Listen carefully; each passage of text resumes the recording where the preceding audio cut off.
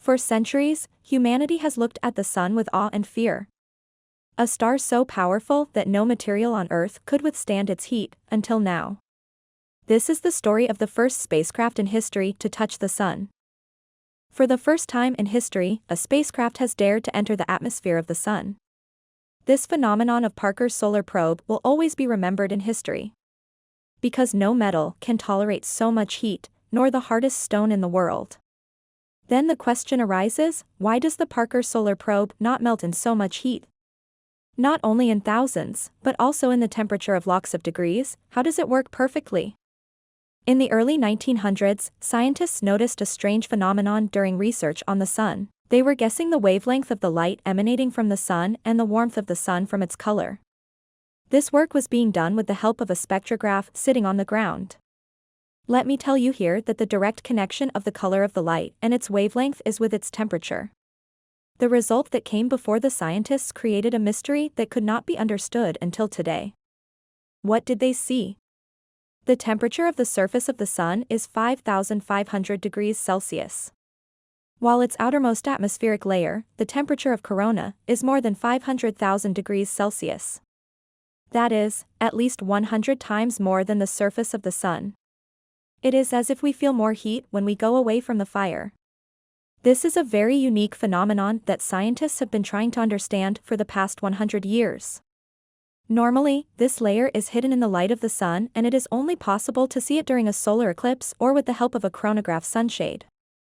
In 1958, after the establishment of NASA, many space missions began. One after the other, satellites and spacecraft set foot in space for the first time. But to understand this unique phenomenon of the sun, it was necessary to make a probe that would go into the corona layer of the sun and see what was going on there. That probe could study the rays emanating from the sun even in the heat of 500,000 degrees Celsius. But obviously, this was not so easy. Because it is so hot that it is quite difficult to estimate. The melting temperature of iron is 1,500 degrees, while the hardest metal in the world is tungsten and its melting temperature is also 3,422 degrees Celsius. That is, the surface of the sun will melt these two metals as soon as they shine. So think about the corona layer where there is heat of millions of degrees, what will happen to them there? The design and development of the Parker solar probe was a problem, but it was even more of an issue to get it to the sun. Yes, the sun, which has bonded the planets of our solar system together, it is very difficult to get close to it. First of all, let's understand that if a satellite has to be removed from the orbit of Earth and brought back to Earth, then its speed has to be reduced so that the gravity of the Earth can overpower it and attract it towards itself. Similarly, if it has to be sent not to Earth but to another planet, then its speed is increased so that it can exit the orbit of the Earth. Suppose if a spacecraft has to be sent to Mars, then it is first brought into the orbit of the Earth with the help of rockets, and then it is removed from the orbit of the Earth at the right time, at the right angle, and at the right speed. Removing a spacecraft from the orbit of the Earth is a very energy-consuming task. With the help of a rocket, it reached the orbit of the Earth, but now there are no rockets here. Therefore, by using a small rocket in the spacecraft itself, its speed is gradually increased and it is removed from the orbit. Mars is very close to the Earth in comparison to the Sun, so the angle at which the spacecraft is launched is not that much.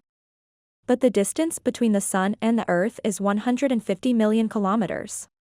And to remove it from the orbit of the Earth and put it in the orbit of the Sun, the angle is also very large and the energy is also obvious. Such a high-energy and powerful rocket has not been made till date. Therefore, NASA experts decided that before sending the Parker probe to the Sun, it would be sent to Venus.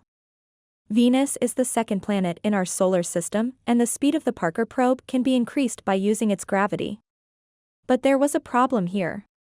The problem was that Venus is a small planet and that is why its gravity is also low. The speed required for the Parker probe to get close to the Sun, it was necessary for it to go around Venus 24 times to reach the closest point to the Sun. Parker solar probe was launched from Cape Canaveral Air Force Station on August 12, 2018. NASA has planned a time of 8 years for this mission. Venus will be supported 24 times to reach the closest point to the Sun. There are 37 hours in each cycle in which you get a chance to do research on the Sun. That is, in a total of 8 years, this probe will be able to do 900 hours of research on the Sun. April 28, 2021 was the day when NASA confirmed that the Parker probe had successfully entered the corona layer of the Sun in its 8th cycle. The fact that the corona is mysteriously 100 times hotter than the surface of the Sun was indeed a fact, which was also verified by the Parker probe. But why is that? What is the power that is mysteriously making the corona layer hotter than the surface of the Sun? Research is still underway on this. Now we come to our main question, that why is the Parker Solar Probe not melting in so much heat? A heat shield has been installed on the side of the Parker probe facing the Sun, which has been made of carbon foam. This is not an ordinary foam, but it has been designed by the Ultra-Matte company to absorb the heat of the Sun. This foam is 97% empty from the inside, which makes the heat shield more effective. In addition, a layer of carbon-carbon composite has also been applied to it, which has been made by mixing graphite and resin. This mixture was superheated by applying it on both sides of the heat shield, which turned it into the purest form of carbon. And we all know that the heat conductivity of carbon is very good. And finally, the side of this heat shield, which is facing the Sun, was also painted with white ceramic, so that most of the sunlight reflects before entering. Apart from the heat shield, the remaining part of the Parker Solar Probe has been designed in such a way that it will always be in the shadow of this shield. But even after all this, the Parker probe can only tolerate temperatures of up to 2,500 degrees Celsius. While the temperature of corona is 500,000 degrees Celsius. Now it is also quite easy to understand how it is tolerating so much heat. According to the law of thermodynamics, a medium is also required to transfer heat. As in summers, the particles and vapors present in the air on the Earth carry heat within them, which makes us feel hot even at night. If the particles are less, then the heat will not be able to travel so easily.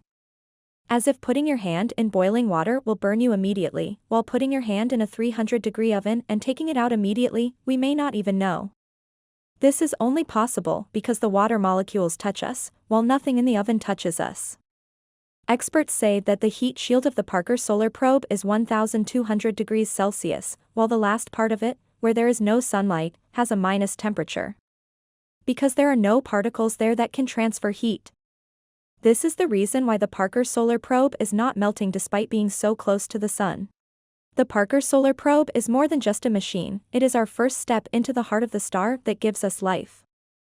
Each discovery brings us closer to understanding not only the Sun, but the very forces that shape our universe. And in that journey, humanity has truly begun to touch the stars.